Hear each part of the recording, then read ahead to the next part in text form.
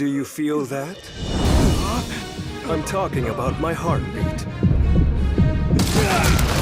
I'm sorry, who the fuck are you? Isekai protagonists being absolutely overpowered is nothing if not tired out by this point. Clearly, people enjoy it, but you can only see so many black-haired teenagers in a cloak take 0 damage, then one hit kills someone so many times before it starts to get a little bit repetitive. Every new iteration of the Isekai protagonist requires greater and greater spectacle to grab your attention because power fantasies are like a drug, a fleeting high before crashing back down to reality and remembering that Kirito may take 0 damage, but you stubbed your toe once and you were crippled for the next 8 hours. But what does this have to do with One Punch Man? Or at least, what makes this protagonist in particular the closest to Saitama compared to every other isekai protagonist? Well, this one's good, but also there's certain storytelling techniques that are used between both properties that I believe add to the value of the show and enhance the story. So let's go ahead and start with who the hell is this guy? You'd better not blink, got it? What happens if I blink? All right, sure. I guess, why not? This is Honest Voldigoad from the Misfit of Demon King Academy, and he's this universe's Saitama, as well as your morally gray soft dom daddy for the evening. He was the Demon King 2,000 years before the show takes place, and now he's reincarnated, ready to reclaim his position as the Demon Lord, despite the fact that he was only born a few months ago. I don't know if it ever explains why he grew up so fast or why his growth stopped when he became a teenager, but you kinda just learn to accept that Honest does whatever the fuck he wants, and you move on with your life, I guess. I'm not gonna explain every feat he accomplishes because that's spoiler territory, and this is a show I'd recommend going into fairly blind, despite how much I'm gonna end up spoiling anyways. Most of what I've already shown happened in the first episode, but don't let that fool you into thinking that this show is just an overpowered comedy. There's actual writing here, which is the most surprising part of the show. Most isekais have an interesting premise that quickly gets overrun by, oh, how many slaves can we add to the harem? The answer is 2. That's it, that's all you're allowed to have. You get 2. And don't get me wrong, Anos is building a harem, he just doesn't care. He doesn't abuse the authority he commands, and he genuinely goes out of his way to earn the respect of those around him, helping people that actually need help, but not before letting them do their best before stepping in. And this is why I say it's a lot like One Punch Man. So ignoring being overpowered as the main argument, because at that point, any isekai protagonist could be claimed as overpowered and therefore like Saitama. That's not why. The reason I say that they're similar has to do with the fact of the journey. It's how they're overpowered, but also how people just don't know somehow, like they don't understand that they're overpowered, and it's all played off for comedy, which, I mean, it works really well. It's not really treading any new ground, but I mean, if it ain't broke, don't fix it. Yeah. There's a Demon King school which facilitates the growth and sponsorship of future demon lords, like the Hero Association. To be fair, this point in particular is a little bit closer to my hero, but just hear me out. There's all kind of happenings in the world, and our protagonist can solve anything in a matter of seconds if he simply chose to. But then there's no drama, and that'd make a pretty boring story. Instead, it'll let the other characters get built up, allowing for character growth and that oh-so-sweet drama, even though we're both aware that there's not any real danger. And finally, after allowing for the rest of the cast to do their best, Anos comes in last moment, saving everyone in one large attack before he continues on with his life like nothing happened. But, despite having achieved god-level feats numerous times and even proclaiming that he is in fact the true Demon Lord, people just don't buy it. Like, they think he's just some guy that has an above average level of magic, even though those closest to him who have witnessed his true power firsthand fully believe in his strength and even try to tell other people, but again, yet no one buys it. But do you see what I mean? Multiple similar storytelling beats to One Punch Man. And Phineas and Ferb, now that I think about it, like, the boys do whatever they want, and at the end of the episode, Harry just swoops in, fixes everything instantly, and everyone's like, he's just a normal platypus, what are you on about? No. And then they just reset, and it goes into the next day. It's just like One Punch Man. Also, I'm not saying it's a bad thing at all. There's a fine line between inspiration and plagiarism. This show is on the inspiration side. From a creative perspective, it isn't inherently wrong to use ideas from another work, but you should do it in an additive manner, either enhancing pre-existing ideas and adding to it, or elaborating on the idea and taking it even further into a new realm that no one else has tried yet. It's really just a long-winded way of saying people steal each other's ideas all the time, but as long as you're trying to do something new with it, most of the time, people just don't care. In the old school RuneScape community, Settled has popularized his Tileman account, which is a very specific way of playing the game. But even he said that he got the inspiration from another YouTuber he saw and wanted to try it himself. And since a larger creator brought the idea to more people, this led to even more people trying that idea in other games, like Ambiguous Amphibian and Project Zomboid and more recently Jabbo in Fallout 4. I'm realizing this is a lot of talk about gaming on an anime-focused channel. Sorry, I watch a lot more gaming content than I do anime content. I don't know why. Misfit here did inspiration incredibly well, and because it did it so well, that means that it allows for leeway with how far I'll let it go, let it be cheesy before it starts to get annoying. It does so much so well, I'll let it be cheesy for 5 minutes, I don't care. This show is cheesy at times, mainly towards the end, but it earns it, and that means that while it'll make you roll your eyes at certain points, it's a similar feeling to watch Saitama just pull a new serious move out of his ass, like the serious fart.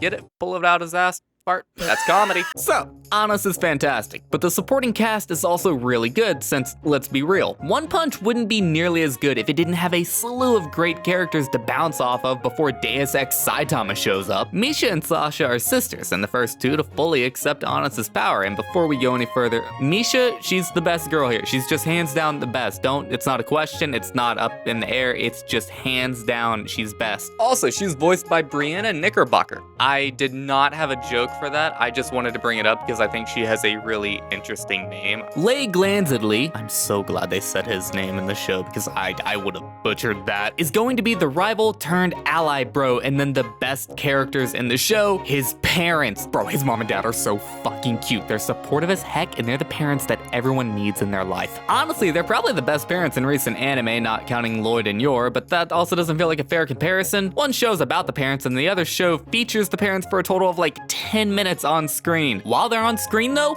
peak.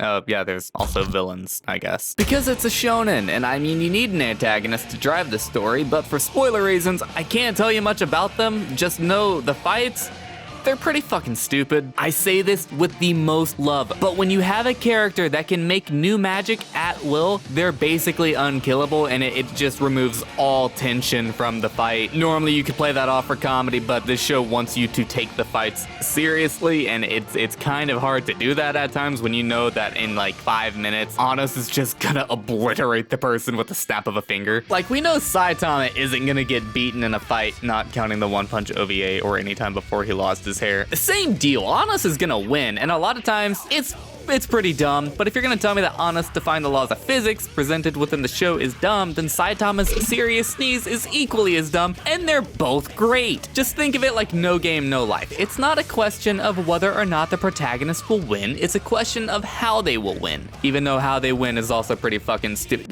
Moving on. Let's talk about the sound of music. It's good. The sound design is pretty clean, nothing extraordinary, but solid. Stuff sounds nice, especially the music. The opening is so hecking good, and it's something I could unironically just listen to if it were to come on randomly, which is better than I can say for most anime openings. Also, I can't not hear the opening for the second season of Demon Slayer when listening to the Misfits opening, especially towards the end of the opening, which is funnier to me since this show came out first, but I watched Demon Slayer first, so despite me thinking Misfits sounds like Demon Slayer, technically Demon Slayer sounds like Misfit. They're both great. This comparison doesn't really mean much, just something I found interesting. Fuck it, for the sake of pacing and my own mental stability, have a shitpost. Fuck your life! Bing bang!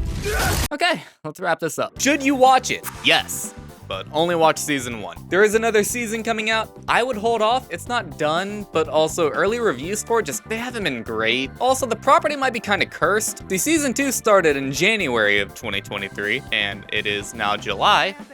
It's still airing. The reason for that?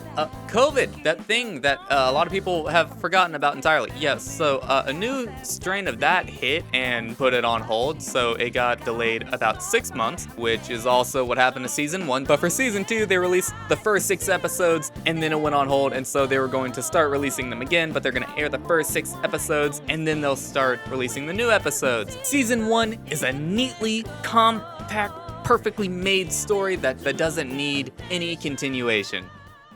But guess what the companies did? If it makes money, they can't not make more. Naruto is completely finished, but then the company is like, no, what about money? Now we have Sasuke fighting raptors. Didn't need to happen, but you know, greed. Also, back on the topic about it being cursed again, it started as a light novel. It got a manga adaptation, which was published by who? Who published this? Square Enix published this? Hello? Final Fantasy creator Square Enix published the manga for this? Really? Not the last time their name is gonna pop up, is it? But the manga got scrapped after 4 volumes, even though there was still more it could do. But the mangaka died of pancreatic cancer. I'm really not trying to make that funny, but I don't know how to present it without it just being dark humor. I'm sorry. I want to be respectful about it, but it's everything just lined up so well. But if you want a good turn your brain off show with some likable characters to look up Rule 34 of while we wait for Mappa to make season 3 of One Punch, then I'd recommend this show. However, if you're a fan of isekai following a protagonist drowning in bitches with more fan service than an HVAC convention, which is another real thing that exists by the way, this show ain't it, and Harem in the Labyrinth of Another World is in that dark alley bathing in its own piss. The Misfit of Demon King Academy, 8 out of 10. I wish there was more I could say, but I can't without getting into spoilers,